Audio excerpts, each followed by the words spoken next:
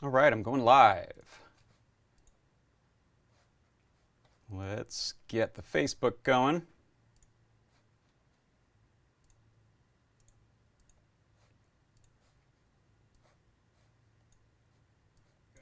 Yeah.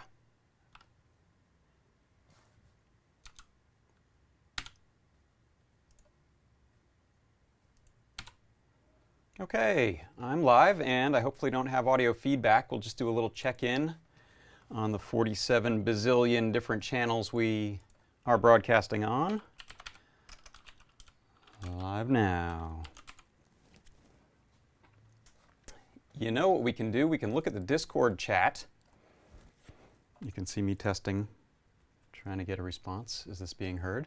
And I'll also head on over to YouTube and refresh and see if the chat is going on there. Those seem to be the two biggest chats we've got going right now.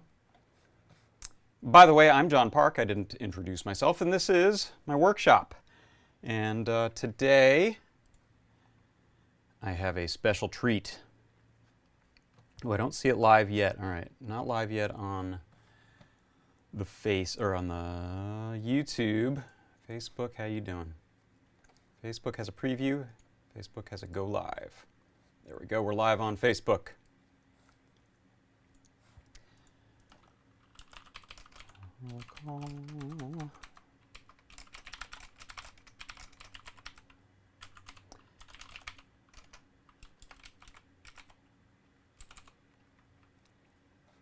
Okay, I seem to be live somewhere. So we'll take a couple minutes to make sure that all of the different streaming places. Oh, live in Australia. All right, great. Cool. Thanks, Agent Smith. On YouTube, on Facebook, on Twitch, on Periscope/Twitter. I think those are all the places that we're broadcasting now. And it's mighty mysteriously dark in the workshop today, and that's because I have a Halloween project. It's also an Adabox 5 project, so I'm excited to show you guys that. Oh, good. Okay, so thank you, Agent Smith. It looks like we are live. Thanks, Charles Burnaford. You can hear me.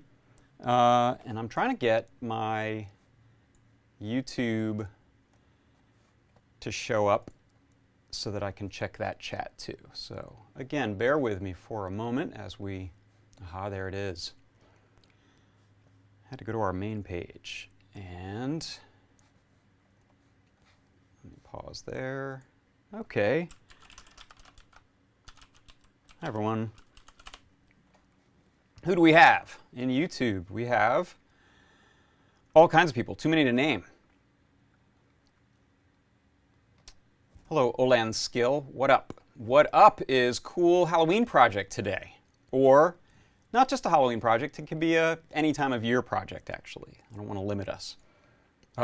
Marco, you have a similar workshop? That's rad. Hello from Mexico, Oscar. Could you please enable settings and subtitles? I think we'll enable the subtitles after this goes, after it's done going live and it gets recorded. I don't know that we can do that here, but I will look into that. Not right now, not today. But it looks like that chat's working. So I'm going to say that's a success. We have chat. Oh, I just lost that window. I'm split between quite a few windows there. Oh, Twitch is live now too. Hi, Twitch. I don't think I can chat. You know what? I don't think we've got too many chatters going on over there on Twitch. Everyone's mostly in Discord. Martin Play, yes, this is going to be a Raspberry Pi project today. It's going to be the Pi Zero. It would also work with the Pi W or any Pi, actually. But before I start with that, let me just talk about what I've been up to. Oh, I've got to hide the video. I'm going to see myself on delay, and that's freaky. So what I've been up to since last week, I have built my CNC kit, CNC router that I was working on. I posted an unboxing video, so you can go and check that out on the Adafruit channel. We also played it last night on Ask an Engineer. And that will show you what the parts were as I pull them all out of their boxes. 8 boxes worth of stuff. and then I built it. So the build I have filmed, I recorded that, and I have I think it took about 16 hours just looking roughly at the time codes on the videos that I did. So the final video will not be 16 hours long, I promise. I'm going to have a little bit of work for getting that down into something concise, but still worth checking out. And then I've got some CNC routing projects that I'll be working on. So Blue Woomy, yes, this project would work with the Model B. The guide I'm doing is geared towards the Pi Zero, but there's no reason you couldn't do it with any Pi. And if you're using other Pis, you won't need as many accessories like OTG adapters and things like that. So it'd actually be a little easier in some ways, but it's tiny and cheap the way we're going to do it. So next bit of business. I've been getting ready for Maker Faire in New York, which is on the 23rd and 24th of September. I think I have those dates right, and that is the weekend following this one in New York City at the Hall of Science and the, what's the park there in Queens called? Someone remind me what the park there in Queens is called. And I'm excited about Maker Faire. It's a really big, fun, huge Maker Faire. And I've got a talk I'm going to be doing on Sunday at the Central Stage at 11:30 on mystery boxes. So you've seen me build a bunch of mystery boxes and escape room puzzles. So I'm bringing, let me see if I can get the chat to show up. Hey chat, there you go. So I've got, I think, 5 of my mystery boxes that I'm bringing, or pieces of them if they were too big to bring. And I'm going to talk about those and talk about some of the common themes that you see throughout the different puzzles that I've built, and how you can use those in different escape room or puzzle or prop type of effects, stage effects, magic tricks. There's a lot of uses, Halloween haunts, things like that. So please come by and check it out. There's a lot of good stuff going on at Maker Faire. Very excited about that. Also, I'm working on a CNC build for that, and that'll be something that I'll show off as I work on it and when I go online. Am I hearing feedback? My speakers are off, right? You shouldn't be hearing me. Let me turn off these headphones. Oh, maybe those were making... How's the audio? Good? Charles Burnford, why don't you do 1-hour parts and put them in playlist? Corona Park in Queens, thank you.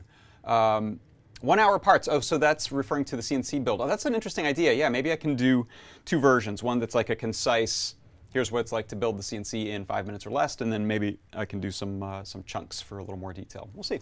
Okay, so let's get to it. So the project, I'm actually going to show it to you first. So let me get ready to switch the lights off, and let me go to a workshop camera.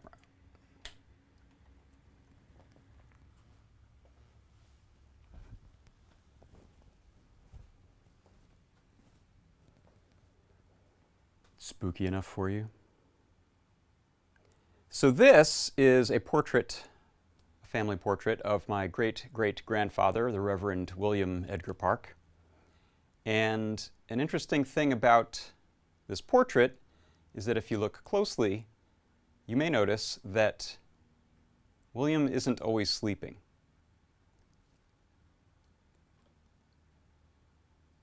In fact, he just opened up his eyes. Let me go ahead and put this in slideshow mode. And I have this set to every 15 seconds. It'll update the picture in the frame. As you can guess, this isn't actually haunted, but is instead a living picture. Sort of like a Harry Potter effect if you've ever been to the Wizarding World of Harry Potter. So let me go to a close-up cam here. Make sure that my...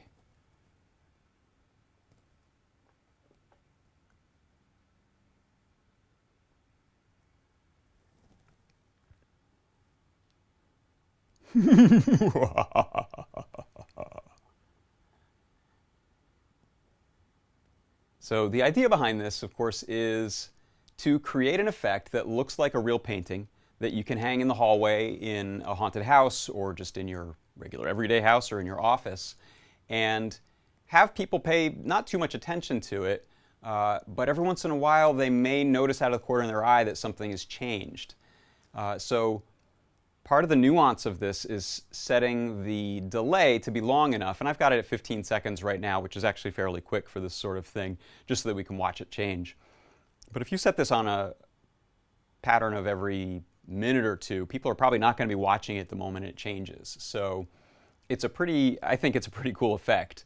And it's not that hard to do. So the first thing, I'm going to jump all the way ahead to the end. I'll let you know, I'm writing a guide. I'm just about done writing a guide that we're going to publish in a few days for building this project. And this project is built with the Adabox 05. And we'll get into what those parts are in a minute. But jumping ahead to kind of the end of it, what I think makes this sort of thing very effective is the lighting. It's probably the most important part. So you can see right now it's lit fairly evenly from the frame, which we know is like a real object with light bouncing off of it, to the image itself, which is actually just a 32-inch HD TV that is emitting light. And so for this sort of thing to look good, what you need to do is tune the settings on the monitor so that they blend well with the lighting. And you can see here, I've got very specifically lighting that's hitting the frame and not creating any reflection. So I'm not lighting things that are on the other side of the room. And I'll spoil it all in a minute and show you what happens if you don't light it carefully. But you can even see, if I block this light, it'll appear to glow. Right? Now this does not look like a painting. This looks like a television image. But when we get, and I actually think looking at this in my monitors, I don't know how it looks for yours, I've got a little bit too much saturation in the color for it to be believable. Let me switch back to a wide shot of it. Where's my wide shot button? Oh, hi, that's me. Is that the wide shot? That's the wide shot, yep. So tuning the lighting of the LCD, setting it somewhere so that light and other reflections of light from other objects don't spoil the effect, and trying to balance the color and saturation and brightness between some very specific small lighting that you're using to hit the frame. I think that's what sells this effect. So let me spoil it for you now. Let's go ahead and I'm just going to rotate the frame. Oh, terrible, right? So that's the effect of having things that can be reflected in it. And so everything within visual effects or theme park design or Halloween haunt design has to do with carefully controlling the lighting. So that's my segue actually to improve the lighting in here so that I can talk to you and show you this stuff. So we can come back to this lighting later if we want to, but I'm going to turn on some lights so that we can. All right, how's that? Is that enough light? Yeah, it's pretty good. Okay, I'm going to turn off this one here because it's blinding me a little bit. And I can adjust the lighting a little more if we need to later. So, yeah, so Matambala says you definitely need a matte finish for the monitor. It's a great point. So you can see now that I'm getting some ambient reflections on here. A matte finish would be better. This is actually a pretty glossy one, so it requires more careful placement. I also had some mixed luck using a gel medium, which is kind of like a clear paint used for artists, or that artists use when they're painting. And if you're using a sacrificial monitor for this sort of effect, you could potentially paint directly on it. I wanted to see what would happen if I got some brush strokes. So I think it probably, yeah, so you can see there, you can tell where it is because I'm holding it and it's partial. But using a gel medium like this or some other sort of matte deadening spray works really well head-on. It cuts some of the glare, and to use this properly, I actually got to brighten the image a ton from underneath. So I actually turned the backlight all the way off on the LCD for this type of lighting that I showed you before. If you're going to cover it with this, then you'd actually pop the lighting up a little more, but the nice thing is that you see a little bit of texture and brush texture in it, which helps sell the effect.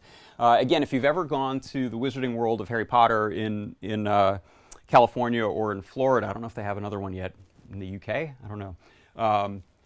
They have paintings like this, and they're actually running video on it, just like in the books and in the movies. There's moving characters moving in and out of their frames. And they've done a really, really nice treatment on it with almost like a crack-allure effect, as if it's an old, I don't know, oil painting or acrylic or something that's warped and cracked over time. So theirs look beautiful. I didn't match that look, but if anyone has any tips on that or experience with that, I'd love to know. Okay, so let's let me turn the full house lights on, and then we'll talk about how it's built and how you can make your own. So first of all, I need a very long stick to turn the lighting on now because my CNC table is now in the way of that switch. So pardon the disappearance for a moment while I attempt to get the lights on. Can we do it? Yeah. And this should continue to ruin the effect of the monitor, as you can see. So it's not the sort of thing that's going to hold up at all in a real light, brightly lit room.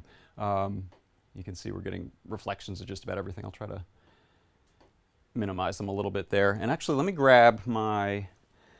So as you can tell, one of the things about this effect is that I've rotated the entire image 90 degrees from what's normal on a monitor, which works great, but the menus don't go along with it. So I'm using the remote from the TV. This is Vizio TV. Now I have to turn my head sideways to kind of navigate properly. So I'm going to go to the picture, and I set my own. Like I said, I turned the backlight entirely off, and then I fiddled around with pretty much every other setting to get it into something I liked that matched the lighting. But what I'll do is I saved all that as a preset, and if I go, there we go to like standard or calibrated or vivid. Let me see what looks good on the screen for you guys. That's pretty good. So that's the calibrated dark. I think that looks pretty good about calibrated. Yeah, calibrated dark looks pretty good. And now let's get out of that menu. Okay. So parts. Let me turn this little camera around here to use as overhead, and then we can talk about what's inside. So you saw I have actually. Let me flip this around. So I've put this on a mounting arm, and obviously the effect to really sell well needs to be on a wall with no visible wires. So it's easy right here in the workshop.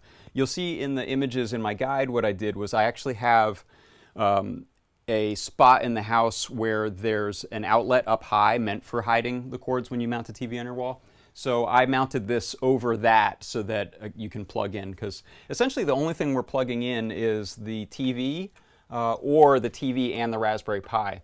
What I actually found was pretty cool with this TV is that it has it has a USB output on it. And let's see, can I move this? You know, I'm going to use this camera again, sorry. There's a USB port on the TV, and I was able to plug the Raspberry Pi into that to get power. So here's my Raspberry Pi. Let's see, can I get overhead? Okay. Let me loosen this up. And I'll explain first in a second why this thing is entirely exposed and fairly dangerous. So you probably don't want to do it this way. But so here's my Raspberry Pi. And what's cool with this one is the Adabox 5 comes with the Pi Zero and the Joy Bonnet. So you saw earlier I paused and advanced the images, which is really, really cool, because often in these types of headless display, or not headless, but inputless scenarios where you're using a Raspberry Pi connected to a TV to be a player, like a slideshow player or a video looper, you have to go to a computer and SSH into it using wireless, or you need to have a wireless keyboard and mouse or trackpad or something like that, which is useful for a lot of things, but I was able to use only the buttons on this display inside of the image viewer that I configured for this. So we got these controls, and I'm running just off of USB power for the Pi Zero right there, and then I'm going into the HDMI. I mounted, this is the on-off input brightness contrast, like the little button row that's on the original monitor. I mounted these down here just with some double stick tape, and up Here is the infrared so that I can kind of poke the remote around the corner to use that. So here's the original. I'm going to switch cameras again. Let me point that there for a second. Be nice to have about 3 more cameras so I could have these a little more permanent. Let me switch back to this view. So here is the original backing on the case of the TV, and I don't have it right here, but there's also a little bezel. And so what I was going for here was as thin as I could possibly get, which is essentially the farthest thing sticking out are the little mounts, and which is the case. That's where the mounts are on here, plus maybe just a little bit, a couple millimeters. But it's all of this bulk here that wouldn't allow the frame or the TV to set inside of the frame. So I actually took a frame and cut it down smaller. You could maybe luck upon, maybe they sell these, I don't know, they might sell standard sizes. Whoop, sorry camera. Standard sizes that work on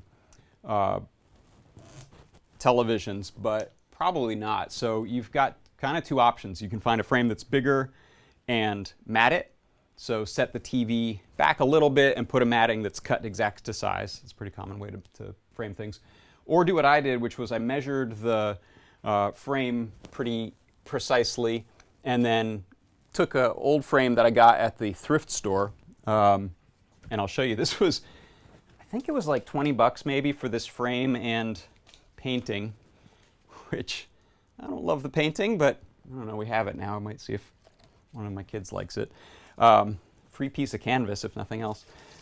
And so I cut that down to size, and I was able actually to fit it right inside the lip, right up to the edge. And this is another thing that I think helps sell the effect, is that we go pretty much from edge to edge. I have a little bit of a black rim visible in some spots, but again, with the darker lighting, the shadows of the frame, sort of the ambient occlusion that happens right there, again, excuses that it doesn't go all the way up to the edge. I would love if I had gotten it all the way up to the edge, but I would have needed to route the channel out a little wider on the frame.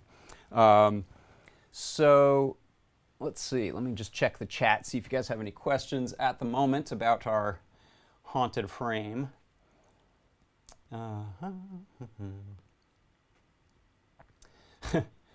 I thought those pumpkins were frightening last night too, but maybe more frightening than this.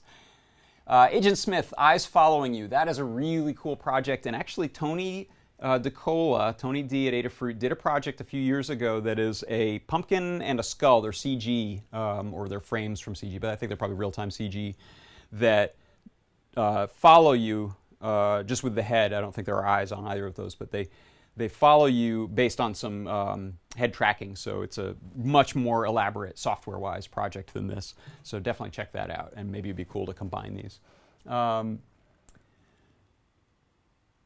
And good. How about YouTube? Where'd you go? YouTube. Did I lose you? Oh, that was over there. Let me waltz over here for a second to the YouTube. I hate to neglect any of the people watching. And let's see. Freaky picture. Hey, that's my great-great-grandfather you're talking about there. Marco Vladimir, yeah, probably I've answered your question, but it's a Raspberry Pi Zero. And David Smith says that the Harry Potter theme park in the UK uses actual magic. Okay, that makes sense. They wouldn't use technology or video screens because they have access to the real stuff, the real magic. That's cool. Let's see.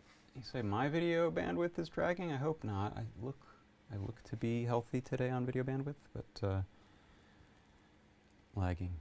Animating as if it were talking. Yeah, so you could do pretty much anything you could do a video of. So if it's hand animated stuff, here I took a real painting, took a photo of it, and then I in Photoshop did a painting of eyelids over his eyes for the eyes closed, and I did just some little bit of warps to make him look away slightly. But yeah, you could do full video, you could do a real video shoot of live action, you could do something like that and then treat it with filters to look more like a canvas. There are a lot of tutorials for that online, so check out, if you just look up like living portrait Harry Potter stuff. There's even a company I found that sells prepackaged ones, and they're not that expensive. So if you do something like this and just want to buy a portrait of a character who's sitting still and then suddenly screams, that's a common prank that you'll see on YouTube. There's a bunch of those from this one company, and they look pretty good. Okay, so getting to the nitty-gritty, what application am I using to run the slideshow? So let's switch back over to workshop and overhead. Where's the overhead on that? I don't see the overhead on that. Do you? Did the overhead fall out?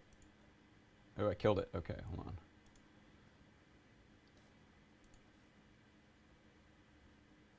Oh, I just made that fully overhead.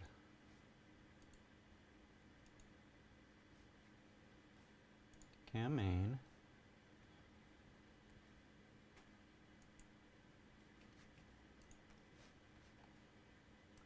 I've ruined everything.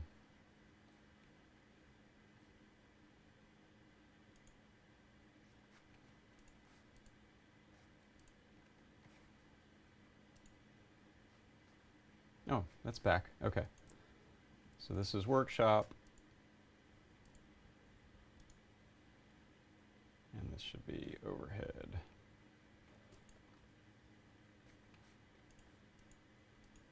Well, that just wants to be overhead. All right, we'll work with that. So here's the hardware I've got. I'm going to move this camera for a second, so excuse me. And something like that. There we go. So I prototyped this and built the... oh, sorry, this camera mount is sagging. Come back. So I developed the thing on a little monitor, and that was just mostly so that I could document it and take photos as I went.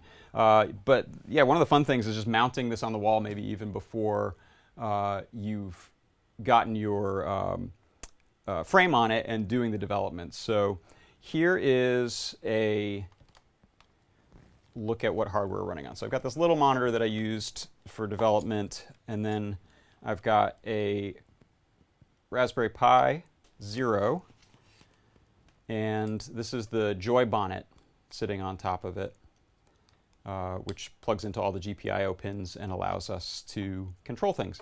I have power just running, in this case, to a wall outlet converter, 5 volt. And I've got a little hub here. You won't need all this stuff once you have it built, but you do need this when developing. This is kind of a common thing with Pi Zero, since there's just one data port that you can use. This one here is the only data port. That one's just a power port. So this little micro USB, you need to generally use some sort of an on-the-go adapter that adapts that up to a regular sized USB, and then a hub, and in this case I've got a hub that also has Ethernet. And this is helpful because you're going to be installing software, and you're also going to be getting images onto the device. So if you want to get those images on there without using the web browser, you can use a Samba. You can create a Samba share on your network. And then an HDMI. So that's the hardware that's running it. The software that I'm using, let me switch cameras again. Oh, and tell me, is this the, whoops. Is this the view that's lagging? I'm noticing lag. Ah, hold on one second. I think I screwed up a setting on that one. This will be fun to diagnose for a second. So cam main, you're running at, no, he's at 1280. 1280 by 720, which is what I'm broadcasting at. Let me just switch the frame rate. Yeah, there's a slight chance that that guy is getting hot. I'm going to go ahead and open the garage door, the shop door as I call it, since this hasn't been a garage in a decade. Let's see. I think it's a little cooler outside today than it is in here. And this way I won't have to turn on the air conditioner, which is a little loud. All right. So, wow, that's overexposed. Let me fix this camera. Other way. There we go. And okay, so software-wise, what I'm using is so I'll give credit where credit is due. There is a guide that I followed, so you'll see this once I publish the tutorial. Let me switch over to view here where you can see a preview of the tutorial. Okay, haunted portrait. And there's our little contents. There's my notes to myself. This is what it looks like while you're mid-project. I like to leave these little alerts so I tell myself what I'm supposed to put in there. Parts and materials and so on. Where's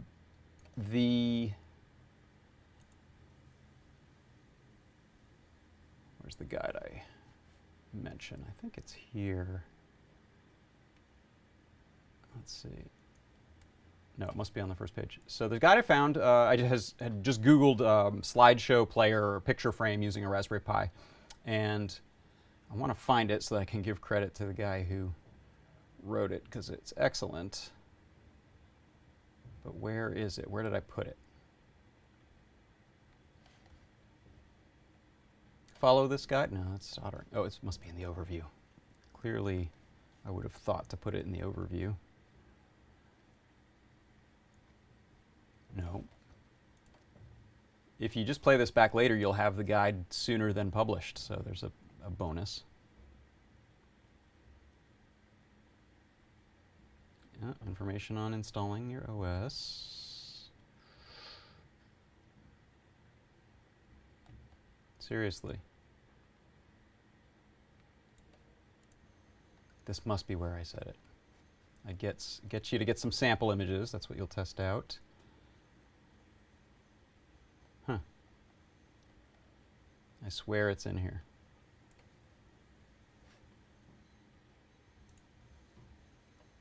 No, it's too late.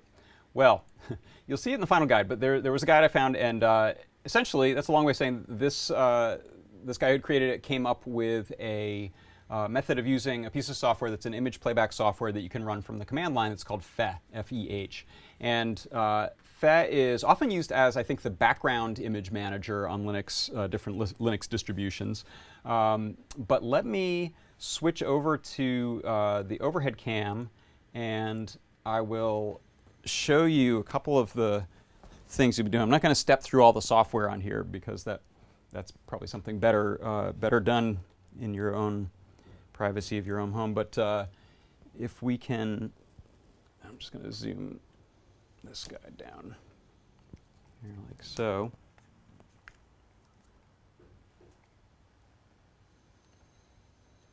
And I would do this from an SSH on my other computer, but then we can't see the graphical things happen. So that's pretty good. I bet that's not focused though. Let me step it up just a little bit. You don't really want to see me type anyway, so I'll tell you what's happening. Okay, so the key thing here is this. Actually, let me show you this Joy Bonnet thing first.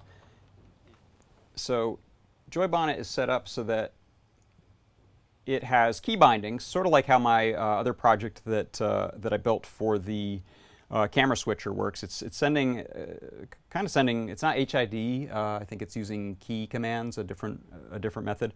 But we have a Python script that Phil B developed to use this as a joystick for emulation station or RetroPie emulation. And so I went in and bound the keys to things that mean things inside of Faire. So if we do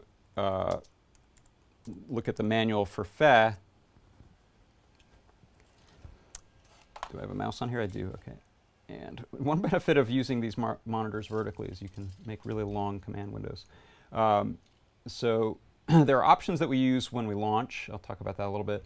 And then there are also these key commands that you can use once the player is running. So let me find that section. Keys.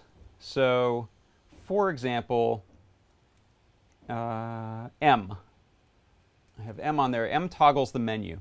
So there's a little menu that you can actually use on this image viewer. I'll show you that in a moment. If you want to go and check like the name of an image or zoom it or something like that, you can actually get around and navigate using some of these keys. So I actually set the B button, or the A button rather, right here, to be the next image, and I think that's space or N for next image, and so on. So let me give you a little demo of that stuff in action. I think you can. Yeah, it's probably a pretty good view of it. So get out of here. Can you see that? Yeah. Okay. So in my main user directory, I have this shell script that's called start picture frame. Let's look at that for a second. So this is taking the X11 display and sending it to this Faire command, and then the flags I have on here, I've left the long name versions of them so that people, when they open this in the tutorial, will understand what's going on. Quiet, I think that's might be, I don't actually know what quiet is. We have hide pointer, that hides the cursor. Preload the images, fill screen so it fills it to the full size. And what I recommend is make your images the full size. Actually, if we have time, I'm going to show you prepping another image for this. But you want the same resolution, so 1920 tall and 1080 wide, which is the opposite of normal. So I should say 1080 by 1920 is the resolution we want. And then we have a slideshow delay in here, 15 seconds. How about I'll change that? So what's this guy called? Start picture frame. And let's change that to like a 3-second delay. How about? Do I have a cursor? There it is. Oh, this is one long line. You can't go down to there. 3 looks good. Save it. And let's, okay, so to run this, I'm going to just say bash start picture frame.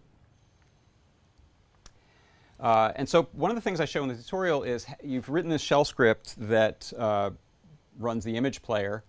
You actually want it to start up automatically when, let's see, do I have a combined view still?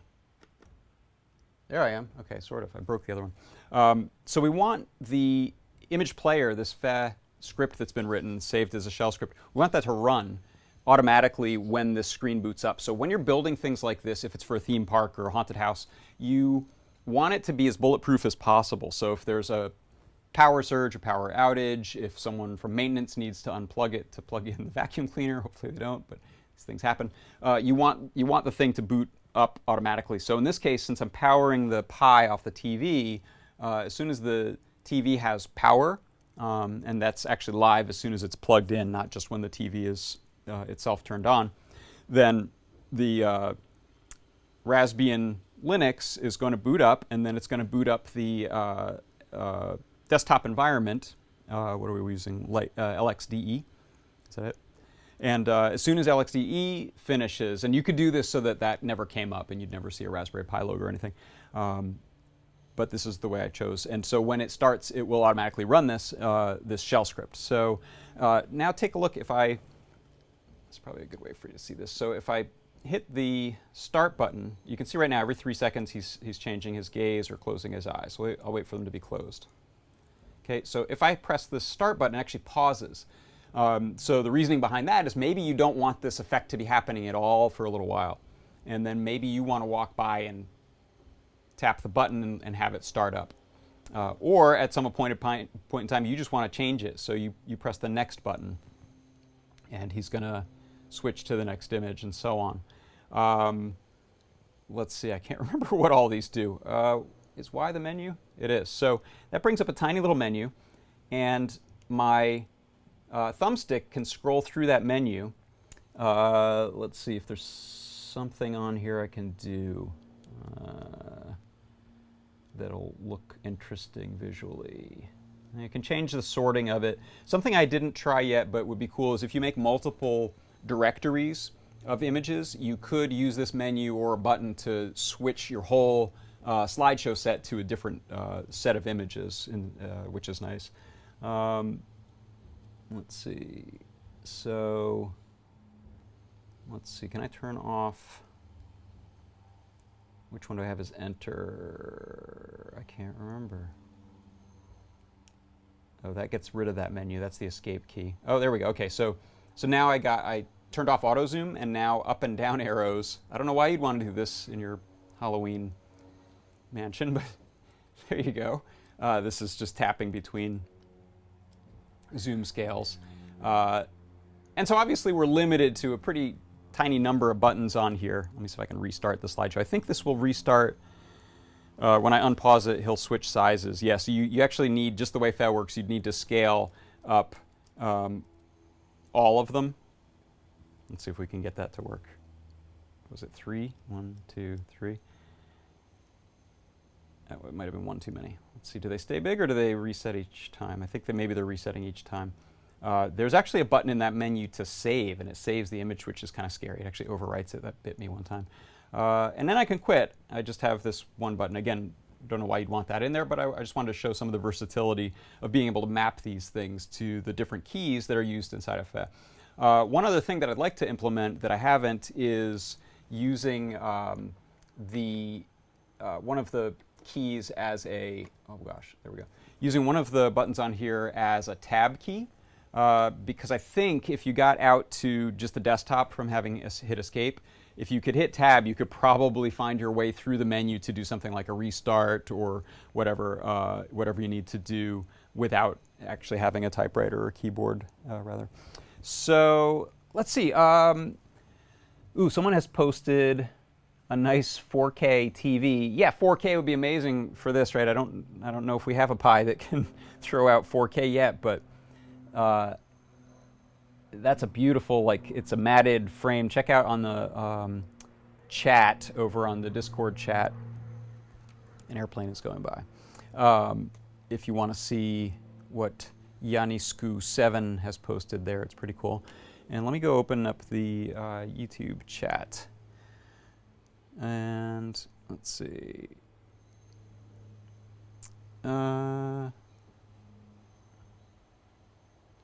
Yanni Turunen, the mouth, you think the mouth moves so well? You might be seeing that because I didn't do anything, or he might actually be haunted, who knows. So let's see, why don't we, what are you guys interested in seeing about this right now? That's the basics of the project. Some of the other details are just like little Linux config things of how to change it so that there's no overscan border on the display. Another one is rotating it 90 degrees. So those are all little settings that the guide will show you how to change. And there's a link that'll send you off if you wanted to do SSHing into it so you can get on it from another computer to do some of the typing and settings. So that's the basics of it. So I'm going to go over my computer. Let me know if you have questions in either YouTube or Discord chat, and I'll take a second to show you in Photoshop how you would go and prepare an image for this as far as size and manipulating the image. So someone asked, Guthman asked about the borders, getting rid of the borders. I think that's in config.txt. So let me, I hope this is clear enough that it's meaningful for you to see that. And probably someone can answer this in the chat, but if you look at, I think it's in boot config.txt. So this is a text file on your Linux installation. And I think I'm guessing right that this is where it lives. And the tutorial will tell us, so I'll go to that in a second. Oh, so config.txt, I've got a line here at the bottom. That's my rotate display. So you can see here, display underscore rotate equals 1. So here, check this out. I'm going to make that 3. So let me edit that. Sudo nano boot config.txt. If you're not familiar with using a Unix-like operating system, what I'm typing there is sudo is allowing me to do a command that's normally protected, so it means super user do. So normally you can't edit certain things or execute certain things. So this lets me say, okay, I know what I'm doing. I really want to edit this text file that could screw stuff up. So it's use at your own risk.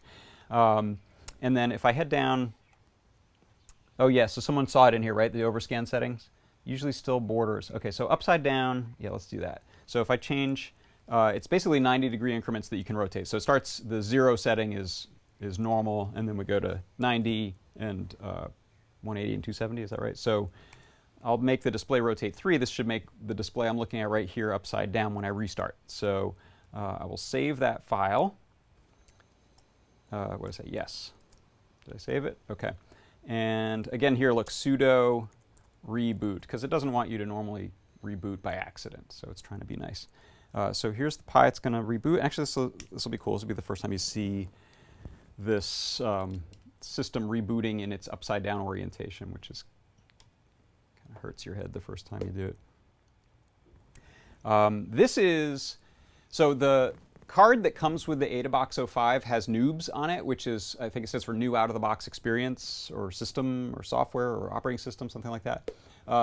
The out-of-the-box experience basically lets you have a front end for installing Linux instead of having go and format your card elsewhere. It makes it really easy to get started. So it'll install, oh, look, there it is upside down already. It'll install, we just have Raspbian Jessie on here, so it installs that operating system for you in the desktop environment, LXDE. Why was I saying that? I just lost my train of thought. But once you have that set up, you can go in and change these kinds of settings to change like the overscan, like I said, and the orientation.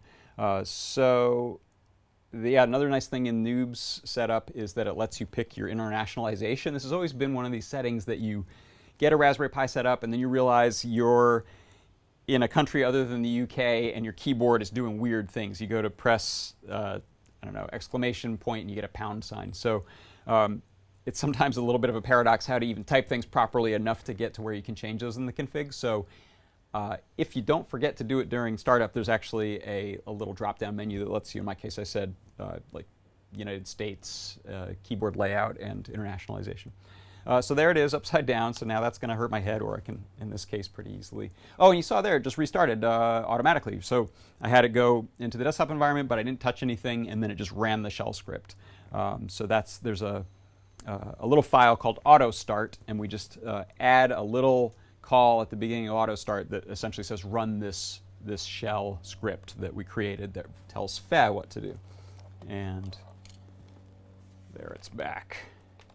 There, that's easy. I don't have to change anything. Stuff with Kirby, you're uber late. Okay, just for Kirby, because Kirby's awesome, I'm gonna show you I'm gonna turn the lights on and do this properly for a second, and then I will go over to my computer and manipulate some images for a few minutes. So first, let me fix. Remember, I changed some menu settings to. Sorry, I'm spoiling the surprise for you, Kirby. I'm going to change that to the settings. So what I had said is one thing that's really important with these things is to match the lighting of the real frame and the room to the monitor. So I've actually turned the backlight all the way off, and you'll see here in a second when I turn off lights and close this door, the match of the lighting to the environment is and lack of reflections, because we're gonna turn this to where there won't be any. So you need to point this thing in just the right place, maybe at the end of a hallway, turn, like right at the turn of a hallway, so that the effect works, because otherwise a lit monitor will always look like a lit monitor. So there are some tricks we can do to try to make this work. So let me close these. Do I have the lights off? No, let me turn the lights off while I can more easily. Turn that one off. That one might go back on. Let's see. Oh. All right. So let's.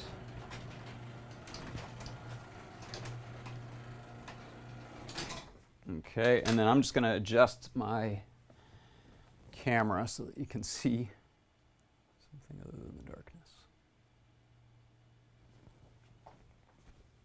Okay, so that looks a little brighter on the camera than I'm seeing with the naked eye. I'm actually going to tune that a little bit so that that's about as bright as it looks in the room, and it looks a little bit less saturated in real life. So there you have it. That's the idea behind the haunted portrait. So I'm using Raspberry Pi Zero. I have a auto-starting shell script that runs Faire, which is a command line-based image software, which makes for a pretty good slideshow viewer. Is he changing his eyes right now? I can't. We'll wait 15 seconds and see. I'll change them manually with the Pi. So I've got, oh, there you did it. Okay.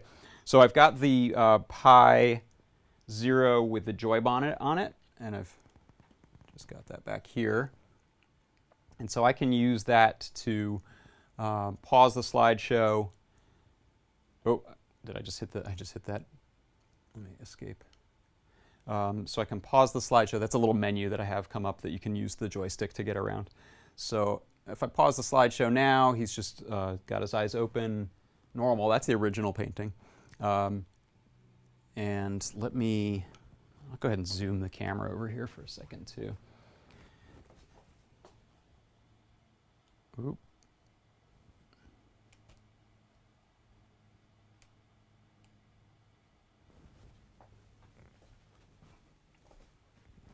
If you're doing a haunted mansion, haunted house kind of thing too, you might be doing some construction, which is great because if you can cut out drywall to drop this thing totally flush, that's awesome. That's what they do at theme parks. Is you don't see any bulge out from this. Mine is gonna. I hung it inside for the photos for the guide, and that hangs off the wall a little bit, so it's not as cool. People could peek back there. So you want to either construct a little box to hide it, or even better is recess it into a wall if you can. But that's pretty extreme. So right now I think I've paused him, but if I go and hit the A button on the joy bonnet, that advances to the next image. It has about a second delay or so, and that's potentially just because of the memory constraints of the Raspberry Pi Zero trying to process a 1920 1080 or 1080 1920 image. Okay, so there you go, Kirby. I hope you dig that. Mouth movement would be cool, sound would be creepy. Someone asks, who is that? Is it a picture of an aged John? Yeah, it's my great-great-grandfather, actually. This is the Reverend Dr. William Edgar Park from Belfast, Ireland. He had a pretty sweet beard. So I'm going to turn the lights back on. And I hope my main camera isn't being too laggy at this point. I'll go ahead and open that shop door, too. And you'll see now as this comes open, we get reflections, which is terrible. We are not bright enough compared to the ambient, so you'd need to adjust things, but there's only some lighting conditions where this type of effect is going to work. That's just a fact of emissive versus reflective light. So I'm going to come over here to this, and let's take a look at some image manipulation. We have about 9 minutes, so I'll also try to keep an eye on the, let me open Photoshop here. I'll try to keep an eye on the chats. Let me know if you have suggestions or questions. I'm also going to be working with a pretty tiny Photoshop, which is always weird, so let's see how this goes. All right, so there's a Photoshop. And you actually won't see some of the menu items, so I'll just talk you through this. Let me find, so there's a matching portrait for William here, which is his wife Susan, and my parents have the portrait of Susan. So I asked them to take a picture of it for me and send that. I think it's an email from them. Let me, pardon me for this. I didn't have time to set that up. So I need to download an image of Susan, and then I will try to prep it for display on here. I don't think we'll get it up onto the display on time, but maybe that'll make its way into the guide. And let's see. Here it is, Susan Edgar Park. Oh, maybe William wasn't an Edgar. Sorry, I lied. William Park was his name. Edgar, she was the family that brought Edgar into the mix. All right, so here's a pretty good one. Download this. How's my audio? Am I still on? Yeah, looks good. And I'll save Susan to the desktop. Okay. So over here in Photoshop, don't mind the mess. Just a lot of screenshots in there. Okay, so there's our Susan. And so what I'm going to do is first change the image ratio to the one that we're using. So I'm going to go into the crop tool and change this to 1080, 1920. Okay, so that gives me an idea of what part of this image I get to keep. So I can't have the whole thing. I would have to do a lot of reconstruction. So we're going to opt to just pick part of her for this portrait. And I'm constrained by the height. So I'll go something like that. And sorry you can't see my full screen, so you're just going to see part of it. So I'll give you a scroll of that.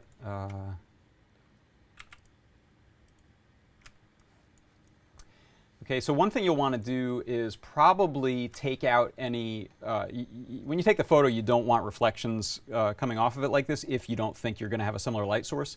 In this case, since I've got little reflections on the canvas, I could put the lighting source that's hitting the frame up here and it actually would match. So if there's sort of environment lighting that's built into the image you're displaying, then you're gonna have one choice as to what the dominant exterior light would look like in this case.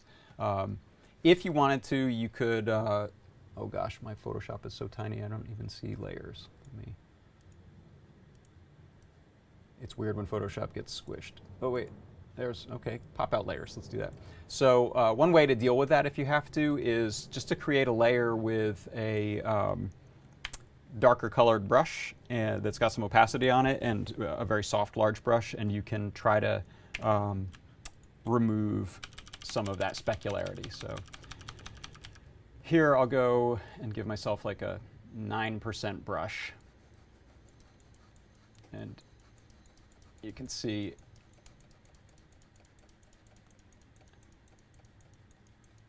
get rid of that a little bit. And you could go to different modes. If you go to like a darken mode, then you might only whoa, too much. You might take out only the specular but leave behind the canvas grain, which is nice. You don't want it to get too flat. But I'll just leave this alone. Actually, I'll just set this back to where I had it. What did I have? Hey. Oh, turn you on. Okay, so that's looking a little better there. So you'd work on something like that. And then I think the other cool, fun part here is going to be the eyes. So what I would do, it might be best to just duplicate the whole background, and then if we need to make overall changes to her later, we could mask it out so it's just the eyes. And so Puppet Warp is one kind of cool way to do this. I don't know if there's an equivalent. Usually there's an equivalent tool inside of GIMP if you don't have Photoshop. Oh, that's the wrong, sorry. So I'm just going to go and you can either lasso, grab something like this, or if you hit Q, you can go into this masking rubelith type of mode, and then paint out your selection, which is easier than dragging a little brush around usually. So let's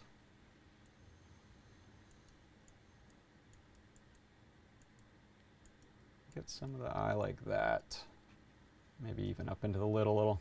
And I'm just going to try to change her gaze with the Puppet Warp. So the Puppet Warp is a deformer. It's essentially a lattice deformer. So you may have a lattice deformer in something like GIMP or another image manipulator if you look for it. Okay, so that's my selection now. I'm going to hide that just so I don't look at those lines. And now I'm going to go to Puppet Warp, which is under, oh, where do they hide this thing? Edit Puppet Warp. Does it not like that I'm hiding the... Oh, yeah, I guess it hides the lattice too. So it essentially builds this little mesh. Let me get rid of that one. So, okay, I'll leave it on. So let's, oops, try to zoom in. Can I zoom in? There we go. Oh, and I realized, you know, my cursor that you're seeing is not the same place where I'm putting it. So if you're wondering why everything's magically like 2 inches lower than what I'm doing, it's just how the broadcast capture is going. So what I'm going to do is use these to pin sections of the image that I don't want to move. And this is a pretty small one, so it will probably distort a lot. But now let me hide that. Okay, so you can see what I'm doing is changing where she's gazing without ruining the shape of the eye, because you don't want to, the lid and the orbit all stay put, other than maybe little bulges that can change here. But I just want it to look like the eyeball itself has slid a little bit and is looking to the right. So I'm going to hit enter, and let's zoom back out. And here she'll just look like she's looking at something nearer rather than farther. Right? So if I leave that, then it looks like she's just refocusing her eyes, which is kind of creepy. Or we could rotate both, and it could be that she's looking off to the side. So that's how I would proceed in making different images. And then you could also paint them out and make creepy. Let me show you. Do I have a second? Yeah, we're running out of time. So look at the guide when that comes out. I'll head back over to the chat. I still have practice of how to do window capture. Were you not able to see that, or is it just because of my cursor thing? I think it's because I'm running this off a second monitor that has a different geometry, and so it is difficult to make that align. But yes, pretty cool. All right, if there are any other questions in the chat, we have a minute. Otherwise, I'll ask you to head to learn.adafruit.com in about a day or two, but you'll probably see it in the Twitter feed or on the blog when I've put out the guide for how to make the haunted portrait.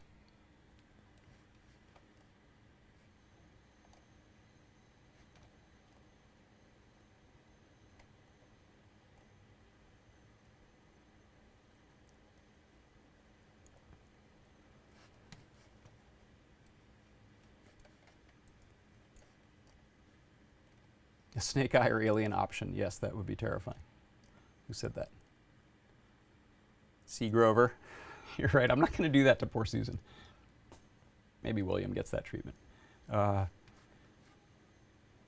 oh, one last thing. If you want to check out a really good source of inspiration on these, Mr. Mr. Gracie is the character at the Disneyland Haunted Mansion who ages. His face ages throughout the different portraits, and he's a pretty cool one. I did a little test on him. Looked great. One view looks like 4:3, huh? All right, we'll talk. Yeah, you got to tell me what's going on there. Okay, well, thank you, everyone. That's been the live stream. I'm John Park. This is my workshop. And I will be probably not broadcasting next week when I'm in New York for Maker Faire. But who knows? Maybe I'll get to broadcast live from Adafruit headquarters in New York. That'd be cool. So I'll keep you posted. Thanks, everyone. Bye-bye.